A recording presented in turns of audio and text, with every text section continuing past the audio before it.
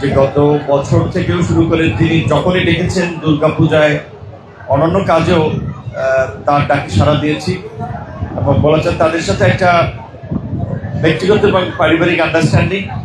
আজকে আপনারা জানেন যে আজকে আমাদের মহান স্বাধীনতা দিবস, 3:30টায় আমরা মোটামুটি ঘুম থেকে উঠে কিন্তু আমরা ওই স্মৃতিসৌধে অনেক মন্ত্রী, প্রতিমন্ত্রী, উপদেষ্টা রয়েছে, তারা যদি প্রত্যেকে নিজের গাড়ি ব্যবহার করে তাহলে ওখানে একটা যানজটের একটা পরিস্থিতি তৈরি হবে, প্লাস অনেক জ্বালানি খরচ হবে। এই কারণে কিন্তু প্রধানমন্ত্রী আপনার বড় বাস যে সেই কোচের মতো বাসে যাওয়ার জন্য আমাদের উৎসাহিত করেছেন এবং আমরা কিন্তু সবাই সেই বাসে গিয়েছি। রাত্র 4টার দিক থেকে হয়তো ওইখান থেকে রওনা দিয়েছি। সেখান থেকে আমরা প্যারেড গ্রাউন্ডে, সেখান থেকে আদার্স কিছু আনুষঙ্গিক প্রোগ্রামে, ওইখান থেকে বঙ্গভবনে ক্লান্ত কিন্তু সবাই।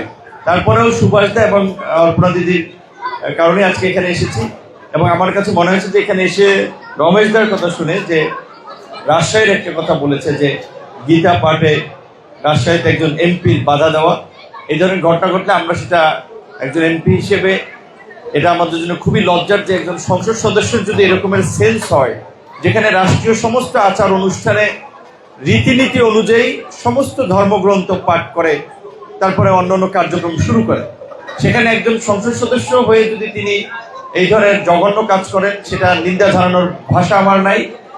তার দাদাকে বলছিলাম এর প্রতিবাদে আপনারা ওইখানে ওই উপজেলায় সমবেত কণ্ঠে গীতা পাঠ আপনারা দিতে পারেন। এটা বাংলাদেশ একটা অসাম্প্রদায়িক চেতনার দেশ, যার যার ধর্ম কর্ম সে করবে, রাষ্ট্রীয় জায়গা থেকে যারা রাষ্ট্র পরিচালনা করবে তারা সমান দৃষ্টিতে সকলকে দেখবে। যেই কারণেই তো আমরা সমস্ত ধর্মীয় অনুষ্ঠানগুলোতে সরকারের পক্ষ থেকে বিভিন্ন প্রতিষ্ঠানগুলোতে বিভিন্ন উচ্চ পদস্থ ব্যক্তিবর্গরা এসে থাকে। আজকে এইটা তো রমনা কালী মন্দির এবং আনন্দময় আশ্রম, এটা একটি ঐতিহ্যবাহী এবং উপমহাদেশের মধ্যে একটি গুরুত্বপূর্ণ, এটা একটা ধর্মীয় প্রতিষ্ঠান। এইখানে আপনাদের আমার মতে গেটের কথা বলছেন, পানি পড়ে, এই সংকট থাকার কথা না। স্থানীয় সরকার মন্ত্রণালয়ের একটা প্রকল্পই আছে মসজিদ, মন্দির, প্যাগোডা এইগুলোতে আপনার নির্মাণ সংস্কারে বরাদ্দ দেওয়া। সেইখানে আশা করি আপনারা, আমিও বলবো দিদি গেলেই হবে, দিদি গেলেই শাহ আলম ভাই যেহেতু প্রতিমন্ত্রী আছে বা মহাসচিব, একজনকে বললে আমার মনে হয় এই মন্দির সংস্কারের জন্য যত টাকা বরাদ্দ লাগে সেটা সরকারের পক্ষ থেকে দেবে। মহাসচিব নিজে অত্যন্ত একজন প্রগ্রেসিভ মানসিকতার মানুষ, দেখেন নাই তার এলাকায় হিন্দু সম্প্রদায়ের মানুষদের নির্বাচনের পরে তিনি বসে তাদের দাবি দেওয়া যেগুলো নির্বাচন আগে বলেছিলেন পূরণ করেছেন। আমার এলাকাতে যেটা ভোটের আগে আমার ওখানে হিন্দুরা বলেছিল যে বাবা ভাই যাই হোক নির্বাচনে যারাই জিতুক যারাই হারুক, নির্বাচনের পরে আমরা হিন্দু সম্প্রদায়ের লোকেরা একটু ক্ষতিগ্রস্ত হই, তো আপনি এইটা আমাদেরকে একটু দেখেন। আমার এলাকায় গলাচিপা 10 মিনিট আপনারা খোঁজ নিন, নির্বাচনী সহিংসতায় কোনো হিন্দু সম্প্রদায়ের কোনো পরিবার কোনো আক্রান্ত হয়েছে কিনা। কিন্তু আমি একটা বিষয় তাদেরকে বলেছি, গ্রামে যেটা হয় ধরেন ওই মন্দিরের কমিটি নিয়ে কিংবা ব্যক্তিগত প্রপার্টি নিয়ে দ্বন্দ্ব, সেগুলো আমার কাছে আসে। আমি বলছি আল্লাহর রাস্তায় আপনাদের ব্যক্তিগত দ্বন্দ্বে আমাকে ডাকবেন না, তাহলে কারণ আমার কারো পক্ষে যাওয়া লাগবে, কারো বিপক্ষে যাওয়া লাগবে। আমি এখানে যেতে চাই, আপনাদের যারা মুরব্বী, আপনাদের যারা সিনিয়র প্রতিষ্ঠিত ময়মুরব্বী, তাদের নিয়ে আপনারা সমাধান করেন। তো এটা একটা স্বস্তির বিষয় যে আমার মনে হয় শুধু গলাচিপা 10 দিনে নয়, আপনারা যারা এখানে সিনিয়র আছেন, বাংলাদেশের ইতিহাসে এই যে বিগত দিনগুলোতে এই নির্বাচনের পূর্বে যে 12টি নির্বাচন হয়েছে, নির্বাচনের পূর্বে এবং পরে যে সহিংসতা হয় সেখানে আপনার হিন্দু সম্প্রদায় বা সংখ্যালঘু সম্প্রদায় যেভাবে ভিকটিম হয়, আমার মনে হয় এই ত্রয়োদশ সংসদ নির্বাচন বাংলাদেশের মধ্যে একটা ব্যতিক্রম নির্বাচন, যেই নির্বাচন পরবর্তী ওই ধরনের কোনো ভায়োলেন্স কিংবা সংখ্যালঘু সম্প্রদায়েরও কেউ আক্রান্ত হয় নাই।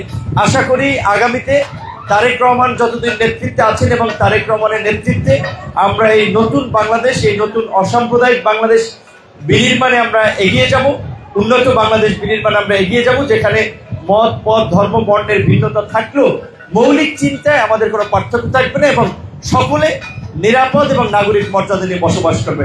আবারও আপনাদের দেবী দুর্গার আরাধনায় এই আদি আপনার সরস্বতী পূজার যে রূপ বাসন্তী পূজা, সেই পূজা উপলক্ষে ভক্তবৃন্দ যারা এখানে সমবেত হয়েছে তাদেরকে আমার পক্ষ থেকে আন্তরিক শুভেচ্ছা এবং অভিনন্দন জানাই। আরেকটি কথা যেহেতু দিদি বলেছে এই কারণে আমি একটু বলে রাখি আর কি, যদি আপনারা আমার মন্ত্রণালয় রিলেটেড বাইরে কেউ যেতে চায়, প্রধানমন্ত্রী কিছুদিন আগে আমাদেরকে একটা মিটিংয়ে বলেছে কিছু দেশে গেলে, যেমন জার্মানি, জাপান, কোরিয়া, চায়না, এরকম কিছু দেশে গেলে স্টুডেন্টরা গেলে ভালো করতে পারে, কারণ তারা সহজে ভাষা শিখতে পারে। তখন ওই দেশের একেবারে নেটিভ কাজ, যে সমস্ত নেটিভরা কাজ করে ওই সমস্ত কাজ এনগেজ হতে পারে।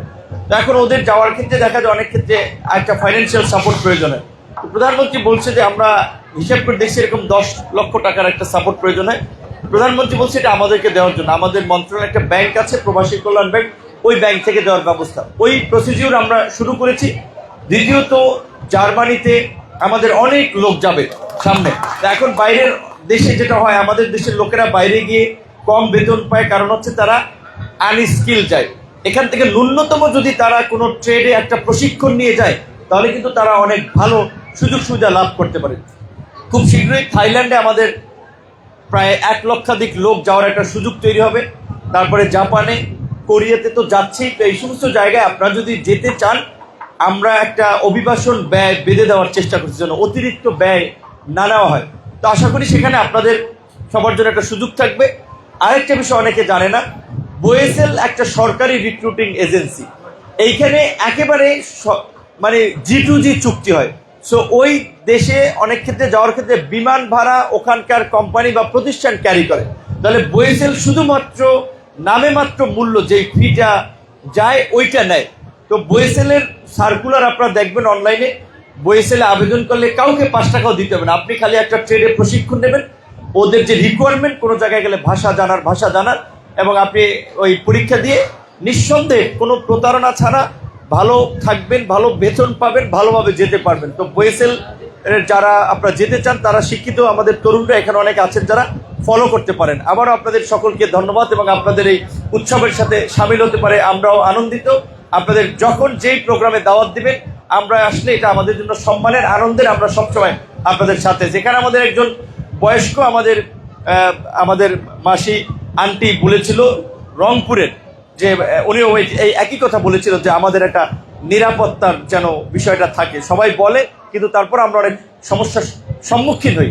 আশা করি বর্তমান বাংলাদেশে তারেক রহমানের যে দৃষ্টিভঙ্গি, এটা প্রধানমন্ত্রীর সাথে কাজ করে ওনার প্রশংসা না, আমরা ওনার কাছ থেকে ওনার যে আউটলুক, ওনার যে দৃষ্টিভঙ্গি, দেশের বর্তমান রাষ্ট্রপতির সাথে আগের নানান টানপূরণ ছিল, কিন্তু আজকে বর্তমান প্রধানমন্ত্রী প্রোটোকলে সাংবিধানিক পদে যেহেতু আছেন, কাজেই তাকে তো সম্মান করতে হয়। আসছেন প্যারেড গ্রাউন্ডে, বঙ্গভবনে গিয়ে, এটা তার উদারতা, এবং তিনি যে দেশকে কতটা ওইভাবে ধারণ করেন, সেটা তার এর মধ্যে দিয়ে একটা বহিঃপ্রকাশ আমি মনে করি। সো আশা করি তারেক রহমানের নেতৃত্বে অবশ্যই আপনাদের কোনো নিরাপত্তার শঙ্কা, আপনাদের কোনো, আমি মনে করি যে আশঙ্কার কোনো কারণ নেই। অন্তত আমরা সেটা তারেক রহমানের চিন্তা ভাবনা সেটা দেখি। উনি সকল ধর্ম বর্ণের মানুষের নিরাপত্তা নিয়ে, তাদের অধিকার নিয়ে সবসময় বলে থাকেন। আপনারা জানেন যে মসজিদের ইমাম মুয়াজ্জিনদের বেতনের একটা প্রোগ্রাম ছিল, সেখানে কিন্তু মন্দিরের পুরোহিত, সেবায়েত কিংবা অন্যান্য ধর্মীয় যারা আপনার ধর্মগুরু রয়েছেন, তাদেরকেও কিন্তু ইনক্লুড করেছেন। কোনো শুধুমাত্র যে আপনার মুসলমানদের মসজিদের ইমাম মুয়াজ্জিনদের বেতন দিয়েছে সেটা না। এবং তিনি তার নির্বাচনী কনস্টিটিউয়েন্সিতে, যেটা এখান তো দাদা বলছেন, যে প্রত্যেক মন্দিরে 10 লক্ষ টাকা করে দিয়েছেন। এবং তিনি এটা আপনাদেরকে বলার কি, আমাদেরকে ইনফরমালি নির্দেশনা দিয়েছেন যে যেই এমপিরা নির্বাচনের আগে যেখানে যেখানে কমিটমেন্ট দিয়েছেন, সেই কমিটমেন্টগুলো পূরণ করবেন। এবং প্রত্যেকের এলাকায়, এটা আমরা সবাই জানি, হিন্দু সম্প্রদায়ের এইবার একচেটিয়া ভোট আমাদের জোট সরকারকে দিয়েছে। সেই জন্য হিন্দু সম্প্রদায়ের প্রতি সরকার বিশেষভাবে কৃতজ্ঞ, এবং তাদের প্রতি সরকারের একটা বিশেষ দৃষ্টিভঙ্গি আছে যে তারা এইভাবে একচেটিয়া বিএনপির প্রতি ভোট দিয়ে আস্থা রেখেছে। তাদের আস্থা যেন চির না ধরে, আস্থা যেন ঘাটতি না হয়। আপনাদের সকলের মঙ্গল কামনা করছি, আপনাদের দোয়া চাই। ধন্যবাদ।